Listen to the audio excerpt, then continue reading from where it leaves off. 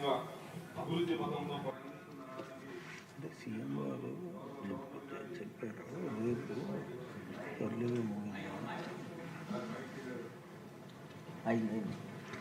ఈ ప్రభుత్వానికి సంక్షేమం అభివృద్ధి రెండు కళ్ళుగా ఉన్నాయని గవర్నర్ గారి ప్రసంగం చెప్పకనే చెప్తుంది అధ్యక్ష.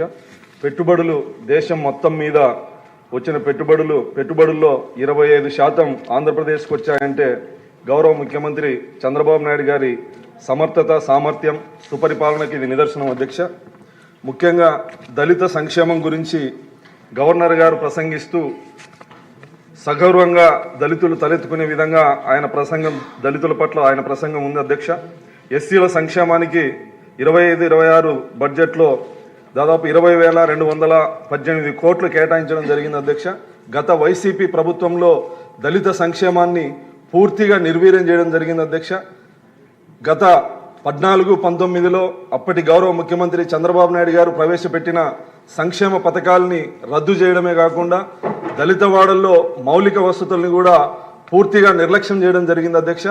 మళ్ళీ గౌరవ ముఖ్యమంత్రిగా చంద్రబాబు నాయుడు గారు బాధ్యతలు తీసుకున్న తర్వాత దళిత వాడల్లో మౌలిక వసతులు కావచ్చు, అభివృద్ధి కావచ్చు, సంక్షేమం కావచ్చు, దళితులకి పెద్దపీట వేసిన ఘనత గౌరవ ముఖ్యమంత్రి చంద్రబాబు నాయుడు గారికి దక్కుతుంది అధ్యక్ష.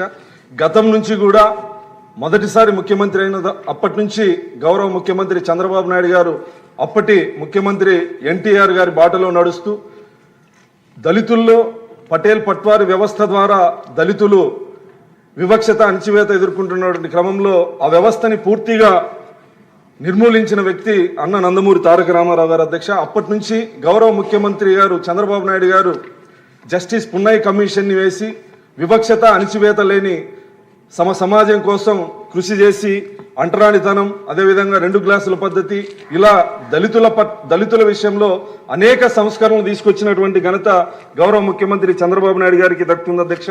అదేవిధంగా గురుకుల పాఠశాలలు ప్రవేశపెట్టింది కూడా భారతదేశంలో మొట్టమొదటిసారిగా తెలుగుదేశం ప్రభుత్వం అన్న నందమూరి తారక రామారావు గారు అయితే వాటిని అభివృద్ధిలోకి తీసుకొచ్చినటువంటి ఘనత చంద్రబాబు నాయుడు గారి అధ్యక్ష.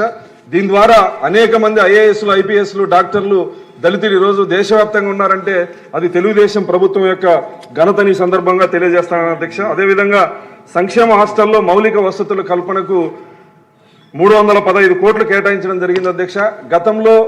గత ప్రభుత్వం నాడు నేడు కింద కేవలం టెండర్లు దక్కించుకొని డబ్బులు కొట్టేయడానికి ప్రయత్నం చేస్తే మన ప్రభుత్వంలో సంక్షేమ హాస్టల్లో దళిత గిరిజన విద్యార్థులకు మౌలిక వసతులు సదుపాయాలు కల్పించడమే లక్ష్యంగా పనిచేస్తుంది అధ్యక్ష. అదేవిధంగా అంబేద్కర్ గురుకులాల్లో మరమ్మతులకు 8 కోట్లు మంజూరు చేయడం, 130 గురుకులాలకు అటల్ థింకరింగ్ ల్యాబ్స్ ఏర్పాటు చేయడం, గత ప్రభుత్వంలో ఎస్సీ విద్యార్థులకు బకాయిలుంటే పూర్తిగా మనం చెల్లించడం, 3,050 మంది ఎస్సీ విద్యార్థులకు ఉచిత డిఎస్సి శిక్షణ ఇవ్వడం జరిగింది అధ్యక్ష. అదేవిధంగా డాక్టర్ బాబాసాహెబ్ అంబేద్కర్ గారి విదేశీ విద్య పథకం తిరిగి ప్రారంభించడం జరిగింది అధ్యక్ష.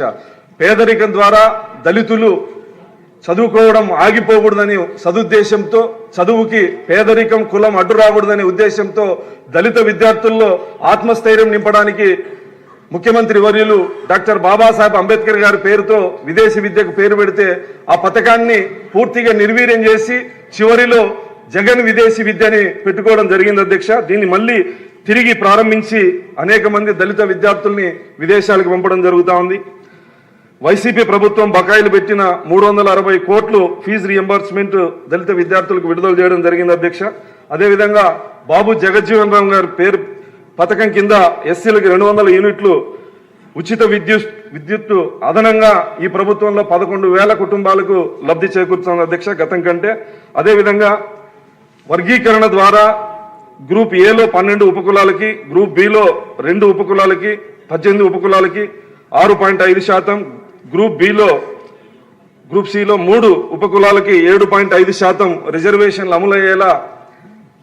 అమలయ్యేలా చేసినటువంటి ఘనత గౌరవ ముఖ్యమంత్రి గారికి, కూటమి ప్రభుత్వానికి దక్కుతుంది అధ్యక్ష.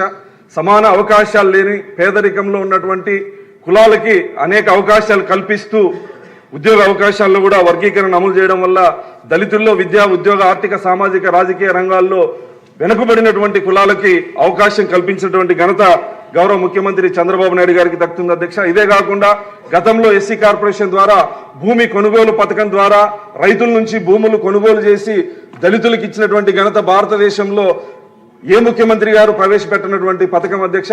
గౌరవ ముఖ్యమంత్రి చంద్రబాబు నాయుడు గారి ఆధ్వర్యంలో గతంలో ఇది నిర్విధానంగా జరిగింది అధ్యక్ష.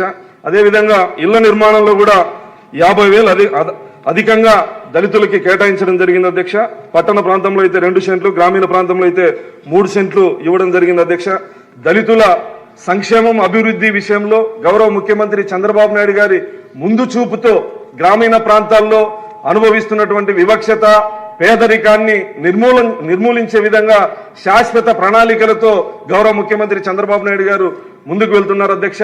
ఏ నాయకుడైనా రేపటి ఎన్నికల గురించి ఆలోచన చేస్తాడు, రేపటి తరం గురించి ఆలోచించే ఏకైక నాయకుడు గౌరవ ముఖ్యమంత్రి చంద్రబాబు నాయుడు గారని ఘంటాబద్ధంగా చెప్పగలను అధ్యక్ష. గవర్నర్ గారి ప్రసంగంలో దళితుల సంక్షేమం పట్ల ముఖ్యమంత్రి గారి చిత్తశుద్ధిని, కూటమి ప్రభుత్వం యొక్క తపనని తెలియజేసినందుకు ప్రత్యేకించి గవర్నర్ గారికి కృతజ్ఞతలు తెలియజేస్తూ, అదేవిధంగా యువత భవిష్యత్ అధ్యక్ష, నేటి ఆర్టిఫిషియల్ ఇంటెలిజెన్సీ టెక్నాలజీ కాలంలో యువత భవిష్యత్తు కోసం ఏం చేయాలి, ఎలా చేయాలి, అంతర్జాతీయ సంస్థలు కంపెనీలను ఎలా కలవాలి, వారిని ఎలా ఒప్పించాలనే అంశాలు ఒక యువకుడిగా స్టాన్ఫోర్డ్ యూనివర్సిటీ లాంటి గొప్ప యూనివర్సిటీలో చదువుకున్న విద్యావంతుడిగా యువత భవిష్యత్తుపై అవగాహన ఉన్నటువంటి వ్యక్తిగా యువగలం పాదయాత్రలో నిరుద్యోగుల్ని యువతని స్వయంగా కలిసి వాళ్ళ కన్నీటి గాథని విన్నటువంటి నాయకుడిగా ఈరోజు అనేక పరిశ్రమలు ఆంధ్రప్రదేశ్కి రావడానికి కృషి చేస్తున్నటువంటి మంత్రివర్యులు నారా లోకేష్ గారికి కూడా ఈ సందర్భంగా కృతజ్ఞతలు తెలియజేస్తూ, దీని ఫలితంగానే 25 పాలసీలు తీసుకురావడం జరిగింది అధ్యక్ష. పరిశ్రమలకు రాయితీలు, పెట్టుబడులను ఆకర్షించడం, 175 నియోజకవర్గాల్లో MSME పార్కులు ఏర్పాటు చేయడం వంటి అనేక సంస్కరణలు వచ్చాయి. విశాఖ CII సమ్మిట్ లో 610 ఒప్పందాలు, 13.25 లక్షల కోట్ల పెట్టుబడులు మన రాష్ట్రానికి వచ్చాయి. వీటి ఫలితంగా యువతకు 16.13 లక్షల ఉద్యోగ అవకాశాలు కల్పిస్తోంది అధ్యక్ష మన కూటమి ప్రభుత్వం. పెట్టుబడులు మారుమూల నియోజకవర్గాలు, వెనుకబడినటువంటి నియోజకవర్గాలు, కర్ణాటక బార్డర్లో ఉన్నటువంటి మడకశిర లాంటి నియోజకవర్గాలకు కూడా డిఫెన్స్ లాంటి ఫ్యాక్టరీలు, టెలికాం లాంటి ఫ్యాక్టరీలు, సోలార్ ప్రాజెక్టులు రావడం వల్ల దాదాపు 20,000 మందికి ఉపాధి అవకాశాలు కల్పించే అవకాశం ఉంది అధ్యక్ష.